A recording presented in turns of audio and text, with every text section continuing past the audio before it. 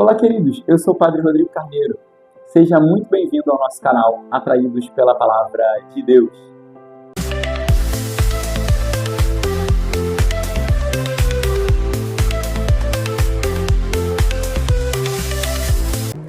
Pera aí só um minutinho, não passa ainda esse pedaço do vídeo.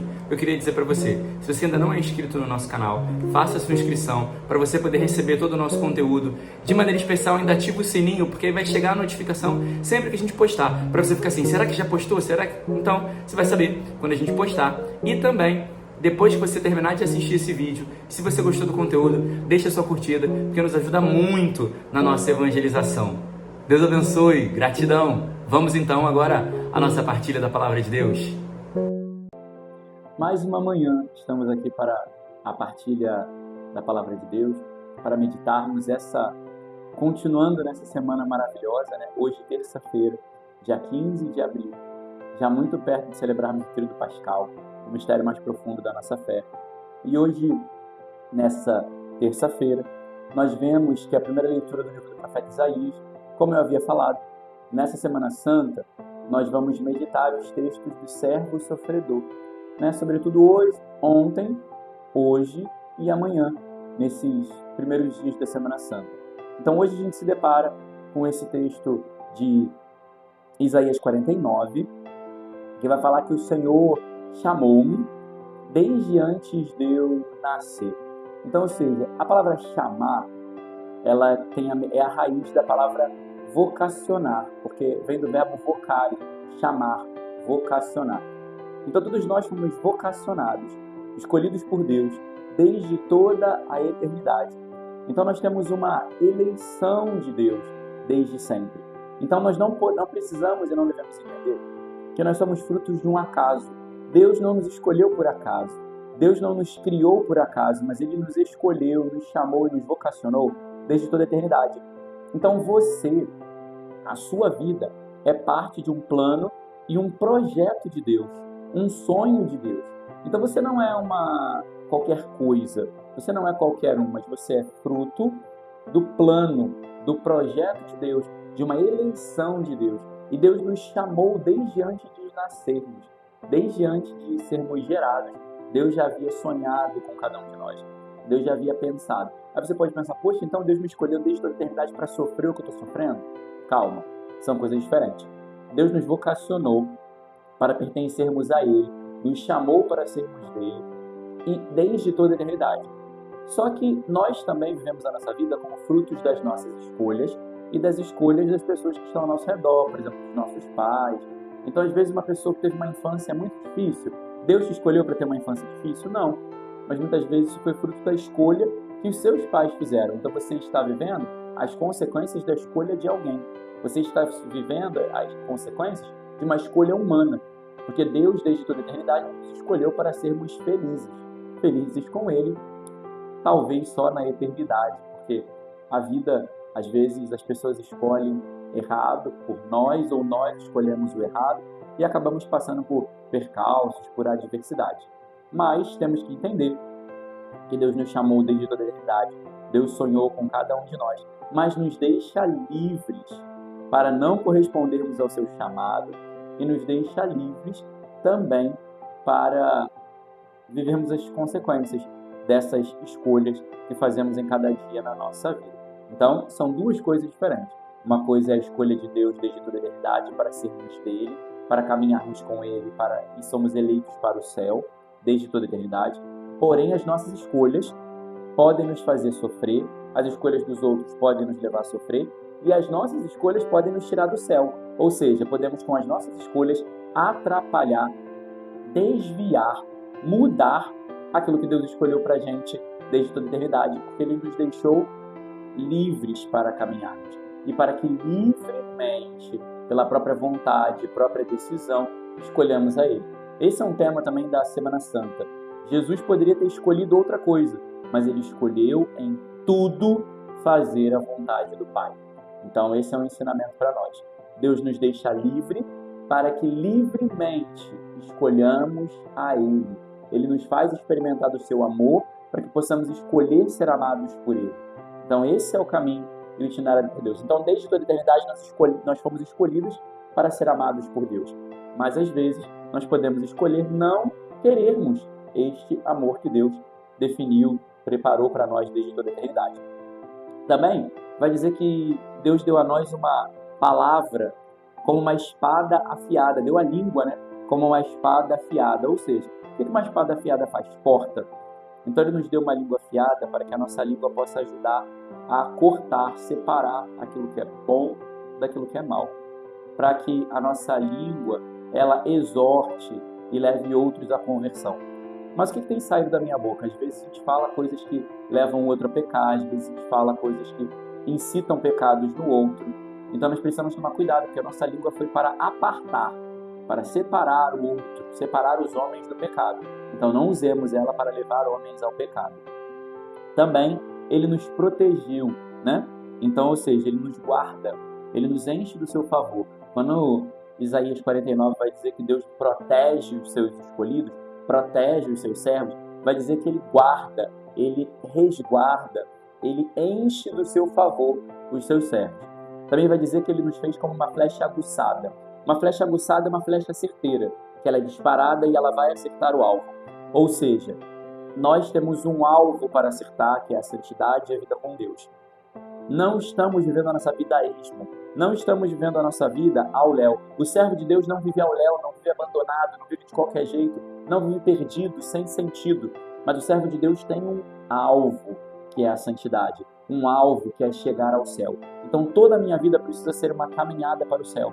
Toda a minha vida precisa ser dar passos para encontrar-me com Deus, para que eu não pereça e seja então essa flecha aguçada que Deus me escolheu e me sonhou para que eu seja desde toda a eternidade. Também Ele vai dizer que o servo vai glorificá-lo, ou seja, a nossa vida ela deve servir para a glória de Deus. As minhas ações, as minhas atitudes devem servir para a glória de Deus. Tudo aquilo que eu faço deve ser para glorificar a Deus.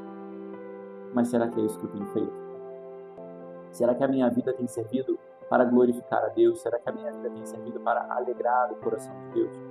Porque foi para isso que Ele nos chamou, para sermos a alegria do coração dEle, para sermos esses que vão glorificar a Deus com as nossas ações, com as nossas atitudes, com as nossas falas, com a nossa evangelização, com a nossa missão, com a nossa mortificação, com o nosso jejum.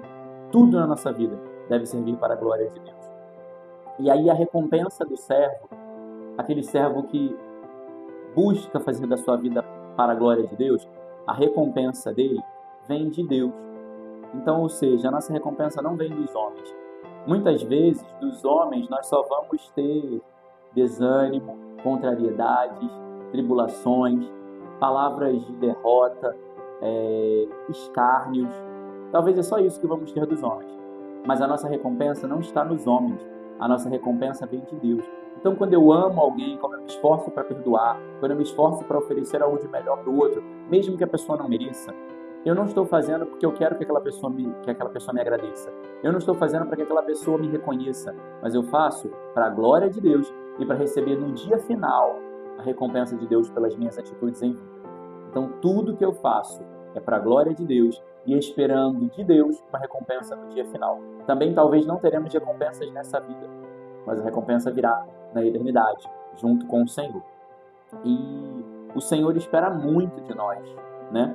Ele espera que o seu amor no nosso coração ganhe proporções que cheguem até os confins da terra. Por isso ele diz: te envio para proclamar a minha palavra até os confins da terra, para que a minha vida seja um grande sinal, seja um grande luzeiro, seja como um perfume a exalar, para que outros sejam alcançados, para que pessoas que não conhecem o Senhor, por isso ele diz até os confins da terra, para pessoas que não conhecem o Senhor, para pessoas que não experimentaram de Deus, para pessoas que nunca ouviram falar de Deus, para pessoas que não têm noção e não conhecem, acham que Deus é um Deus que castiga, acham que Deus é um Deus que só age na vida de algumas pessoas. A minha vida deve servir como um sinal para fazer outros entender e conhecer quem é Deus. E assim a salvação vai chegando até os confins da terra. É através da minha vida, daquilo que Deus confiou a mim, do meu chamado, da minha vocação. E aí, o Salmo responsorial vai dizer: minha boca anunciará a vossa justiça. Aqui é um questionamento para nós. A minha boca, que a justiça é fazer aquilo que é certo, a minha boca tem anunciado o certo? A minha boca tem anunciado a verdade? A minha boca tem anunciado a bênção de Deus? A minha boca tem anunciado o amor de Deus? Porque às vezes nós estamos anunciando a nós mesmos, que não leva ninguém a lugar nenhum, ao invés de anunciar a salvação. Então nós precisamos anunciar a Jesus, que dos nossos lábios saia a palavra de Deus, o amor de Deus para alcançar corações. Só que às vezes nós não queremos falar a verdade, porque a verdade ela nos compromete. Em primeiro lugar, a verdade nos compromete porque os outros vão olhar para nós de outro jeito, porque vão ver que nós somos da verdade e somos justos, mas ela também nos compromete porque não é possível pregar algo que eu não vivo. Então a palavra me compromete porque quando eu prego, o primeiro ouvido a escutar é o meu, e é o primeiro ouvido que precisa ser alcançado por essa conversão. Então muitas vezes também nós não queremos falar a verdade porque não queremos nos comprometer com ela. Não queremos que ela nos comprometa a mudar de vida. Não queremos que ela nos comprometa a fazer diferente. Não queremos que ela nos comprometa a fazer o certo. Então é muito mais fácil falar do errado, é muito mais fácil reclamar, é muito mais fácil murmurar do que buscar fazer o certo todos os dias. O Evangelho, nós vamos começar a ouvir já os Evangelhos falando dos últimos momentos de Jesus.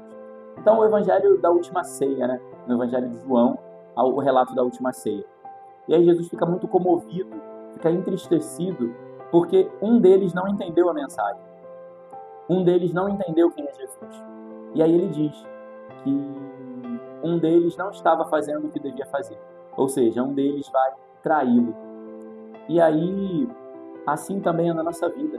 Quando eu traio Jesus, quando eu me desvio do caminho de Deus, quando eu me deixo levar pelo pecado, quando eu me deixo levar pelo meu prazer e pela minha vontade, eu também deixo Jesus triste. Isso também nos lembra que na primeira leitura falou que Ele nos fez para ser a alegria dele. Deus nos fez para ser a alegria do coração dele. E o meu pecado entristece. Então, ou seja, eu não estou fazendo o que deveria fazer. Eu estou desviado do caminho de Deus. Eu estou me afastando do caminho do Senhor. E aí nós vemos essa contraposição, porque nessa mesma cena nós temos o discípulo amado que está recostado no peito de Jesus, e Judas também estava perto de Jesus, porque ele diz: quem vai me trair é aquele que eu passo o pão com o molho. Então Judas devia estar muito perto de Jesus, porque Jesus passou o pão para ele e ninguém percebeu, porque os discípulos não entenderam nada, não perceberam o que estava acontecendo. Então, ou seja, Judas estava muito perto de Jesus também. Só que olha a diferença, Judas estava perto de Jesus, disposto e preparado para trair, e João, o discípulo amado, estava perto de Jesus, com a cabeça reclinada no peito dele para escutar o coração do Mestre, para entender o Mestre, para tentar extrair do coração dele. Por isso que Pedro faz sinal para João e fala: escuta, pergunta a ele quem é, você que está próximo, você que é íntimo, você que está na intimidade, pergunta quem é. E Judas não estava em intimidade, por isso ele estava tão predisposto a trair. Quando nós não estamos em intimidade com Deus, o pecado nos leva com facilidade. Quando nós não estamos em intimidade com Deus, nós começamos a nos deixar levar pelas traições que entristecem a Jesus. Então essa é a diferença. O íntimo reclina a cabeça no peito e sonda o coração, escuta o coração do Mestre. O que não tem intimidade trama traições, se prepara para trair, como Judas estava se preparando. E os discípulos, a gente vê que os discípulos nunca entendem nada, né? Jesus dá o pão com molho, fala com Judas e ninguém entendeu nada. Os discípulos nunca entendem nada, igual a gente. A gente não entende nada. E aí Jesus começa a falar que ele vai. E aí os discípulos começam, Pedro, né, também começa. Eu vou contigo, a gente quer ir, eu vou contigo aonde for, eu vou dar minha vida por você. Os discípulos não estavam entendendo, porque Jesus estava falando de coisas futuras. Jesus estava falando de eternidade. Jesus já estava falando de céu, que ele estava indo embora para o céu. E os discípulos pensando que Jesus ia ao mercado, que Jesus ia no templo, e aí onde eles podiam ir com ele. Então, queridos, a gente precisa perceber que muitas vezes nós estamos perto de Jesus, estamos até no discipulado de Jesus, mas a gente não está entendendo nada. A gente não está se esforçando para entender. Jesus está falando e a gente está só, legal. A gente muitas vezes acha que o que Jesus fala só são palavras bonitas. A gente acha muitas vezes que a palavra de Deus é só uma palavra legal que consola e conforta meu coração. Não, a palavra de Deus ela precisa ser escutada, assimilada e transformada em vida. para que eu possa entender e assimilar e viver aquela realidade. Senão se torna só palavras que vão sendo ditas. E a palavra de Deus não é isso. E aí, por fim, Pedro recebe a bomba, né? Essa bomba de Jesus: olha, Pedro, você, antes que o galo cante pela terceira vez, você vai me trair. E aí, Pedro fica assustado com aquilo. Mas eu queria chamar a atenção nesse relato que, mesmo sabendo dessa fraqueza de Pedro, mesmo sabendo que Pedro ia trair 3 vezes, Jesus escolheu a Pedro. Isso é amor. Amar é conhecer a fraqueza do outro. Amar é saber que o outro pode fazer coisas muito ruins, mas você está ali, escolhe, elege, traz para perto. Esse é o verdadeiro amor, e esse é o amor de Deus por cada um de nós. Ele toma essa decisão de conhecer a nossa fraqueza, mesmo conhecendo a nossa fraqueza, Ele nos escolhe, nos elege e quer a gente perto dele. Então, queridos, e é bonito porque isso também foi o que fez Pedro voltar, né? Porque depois de ter traído, Pedro vai voltar, e o que dá ânimo à volta de Pedro é saber que Jesus já sabia que ele era fraco, sabia que Jesus já sabia que Jesus já conhecia o coração dele e tinha noção que ele ia trair. Mas Jesus não abandonou, não condenou e não expulsou. Assim como ele faz com você. Você tem um potencial de pecado. Jesus não quer que você execute esse seu potencial de pecado. Mas se acontecer, não demore a voltar. Volte logo para Deus. Porque Deus conhece a sua fraqueza. E mesmo sabendo que você é fraco, Ele te escolheu. Então não fique longe de Deus.